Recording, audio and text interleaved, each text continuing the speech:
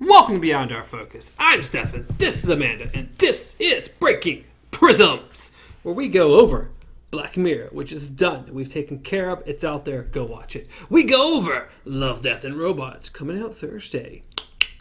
We're on the 7th episode of that. And today, we are going over the Twilight Zone, the first season, the black and white one, back from the 60s. Yay! This is the 23rd episode, called A World of Difference. Whee!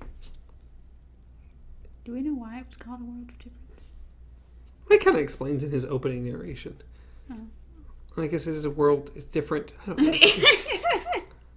That's a great reason for I mean, it's a world that's different. I don't have a lot of explanation. Well, here. usually when someone it means it makes a world of difference. It means a lot. It means a lot to that person. You made a world of difference to that person. You know what? I guess he made it was a world of difference from his original world. I guess so. I don't know. Anyways, this episode is about Arthur Curtis, age 36, who is at his office and then realizes he's on a film set. And that's kind of what the episode's about. Sorry, I just thought about it. Like, really thought about it. Looking at the actor. 36? Really? Think about your age. I mean, I was thinking he seems a bit old to be 36, but you know what? I mean, that's what they say. It's really weird when you actually put things into perspective like this. Because most of the time, when you're living your age, you don't really think about your age until you compare it to something else. And so this man supposedly being 36 and then actually thinking about your own age, he looks maybe like 45. Well, maybe. Let's see. I believe this is the actor that played him. I'm pretty positive. I don't know. Yeah, Arthur Curtis, yeah. So this episode came out in 1960. Okay. He was born in 1913, which puts him at 47. Okay, so yeah, let's just throw it out there. Age 36, actually 47. I said 45, so it's only 2 years shy. Yes. Not bad. But you know what's also strange? Was anyone 36 in that episode? I'm gonna actually double check to make sure I'm right. Okay. He's actually, there's no way he's younger. What? He actually. The one dude, the other dude, the dude, your home Brinkley. dude from. Yeah, he's younger than the main actor by 3 years. Okay. Yeah. By the way, guys, happy October. It's October 1st. We didn't say. It's spooky Yes, season. David White played Brinkley in the episode. The guy's agent? Yes, I assume Agent? so. Because he kept talking about how they would have to drop him. Like, I can't keep you on this. He also played Larry Tate in Bewitched. Another Bewitched episode. He was literally like, this guy looks familiar, and then looked it up and was like, guess what show? So he apparently knows Bewitched. Yeah, you know, I loved Bewitched. So yes, these two gentlemen, the guy on the left is younger than the guy on the right. That hurts my head. I don't know how. If you could see these guys. Oh my God. See these guys. Oh, you guys watched the episode, I hope, if you're watching If you're watching this, how? So his agent is younger than him, the main character. His agent looks like he's pushing 60.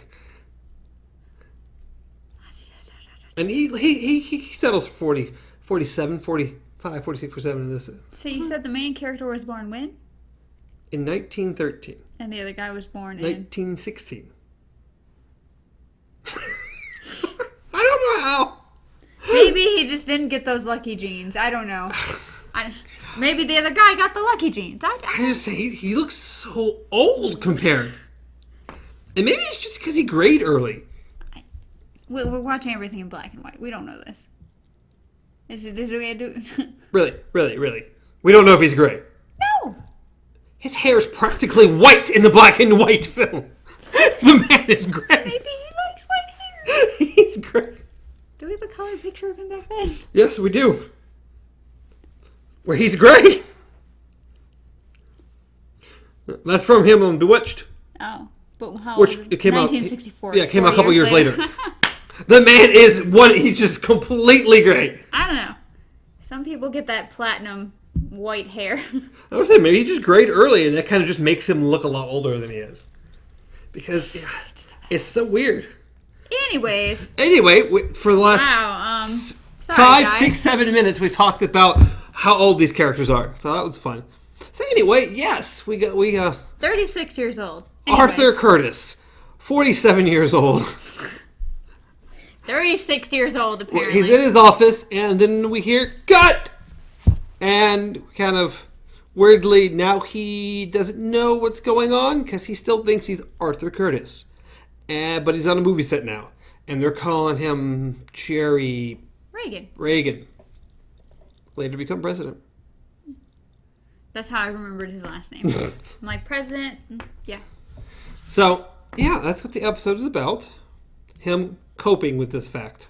Yes, that no one apparently knows who he is. They have misidentified him. Or he doesn't know who he is. One or the other. No, he 100% knows who he is. He thinks he knows who he is. But everyone else believes he's this Jerry guy. And he is bound and determined to prove them wrong. Which and he that's tries. for the episode. He definitely tries. So, I personally enjoyed this episode quite a bit.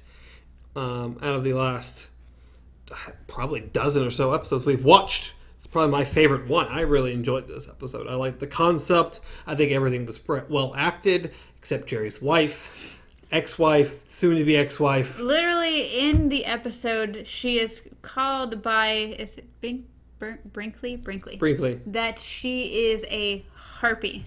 And that is 100% correct. Yes.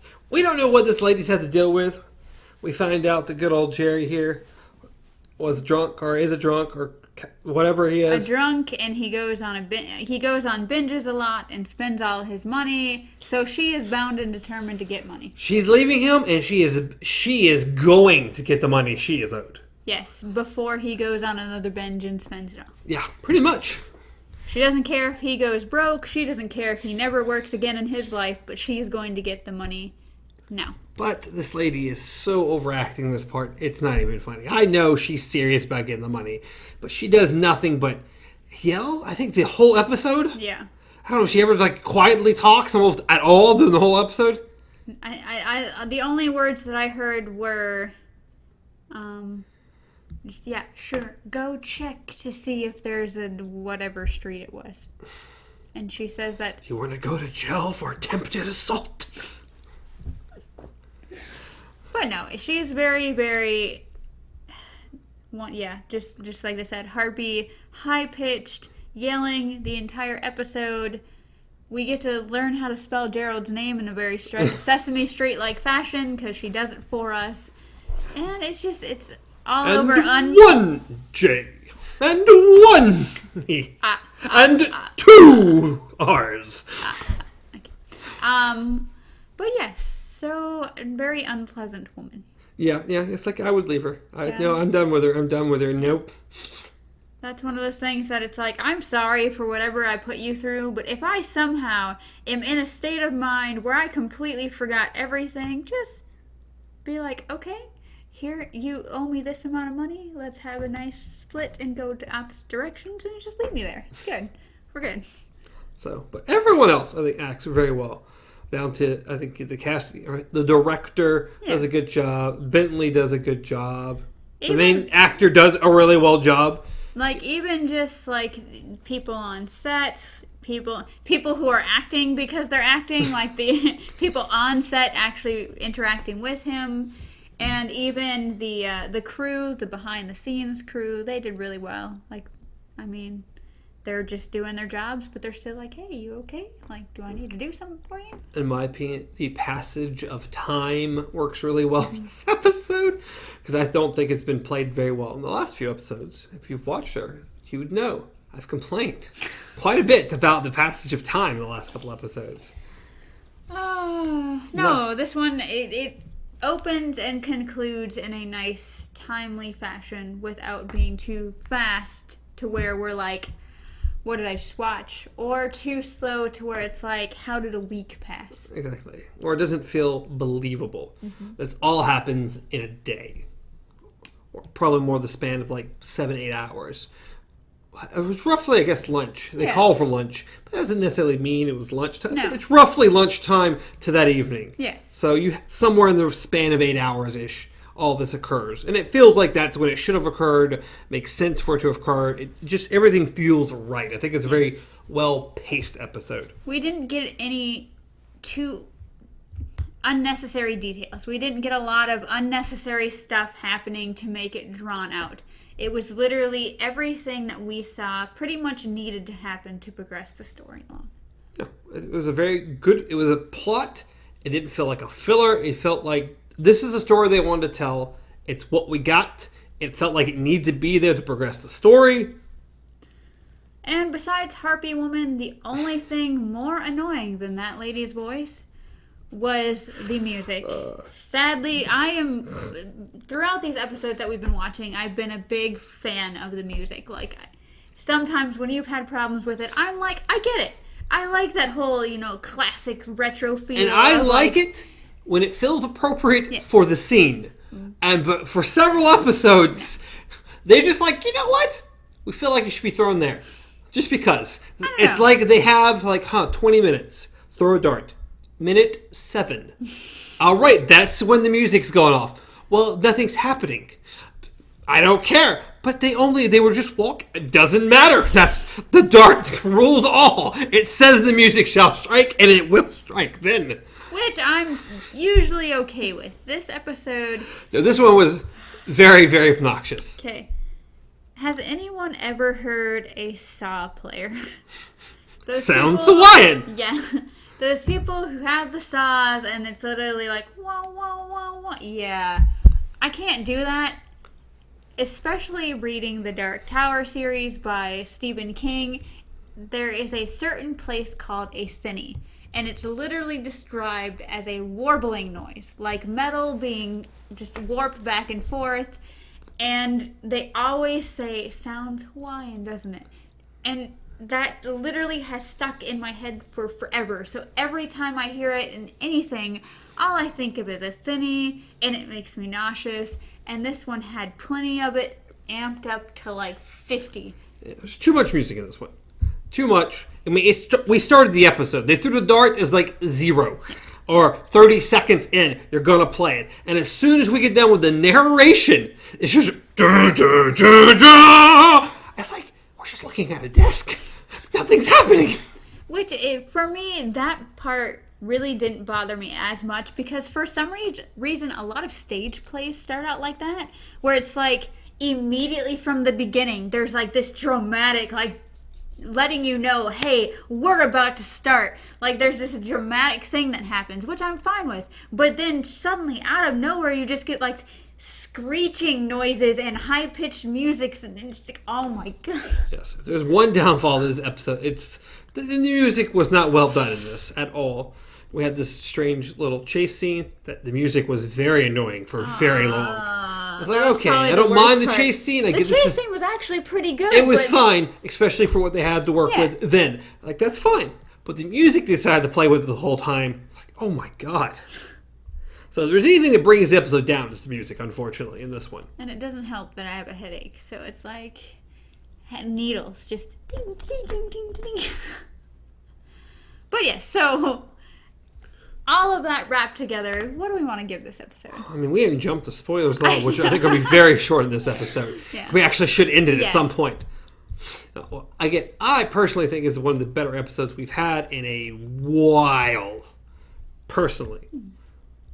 So, in my personal experience and opinion of mine and mine alone. Oh my goodness, just give the...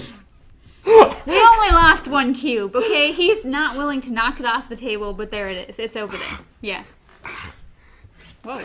That's... Did it try to run? It tried to get back on the table. Oh, okay. I had to shoo it. But no, it's...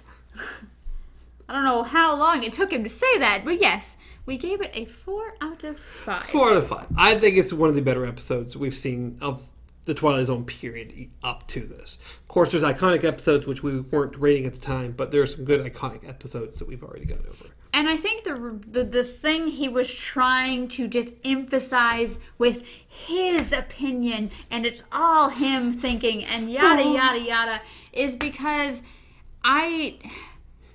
though yes, it is one of the better episodes that we've seen, and I really, really like psychology. I guess for me, I am just waiting for that big, that Twilight Zone episode that just kind of like claws at me and I remember it forever. And this one it's good. It is a good episode. Definitely recommend watching it. But it's not going to go down in the books of my all-time favorite Twilight Zone episodes. That's why it's not getting a 5. Yeah. Well, there you go. Okay? That's why it's getting a 4 and not a 5. And I don't know. Let's see, the thing is, because of how old these episodes are, I don't know if we haven't seen an episode yet out of the 23 episodes that I'm like, oh my god, that stands the test of time. Well, the only problem with that is that we didn't rate the first, what? But I don't, again, 18 episodes?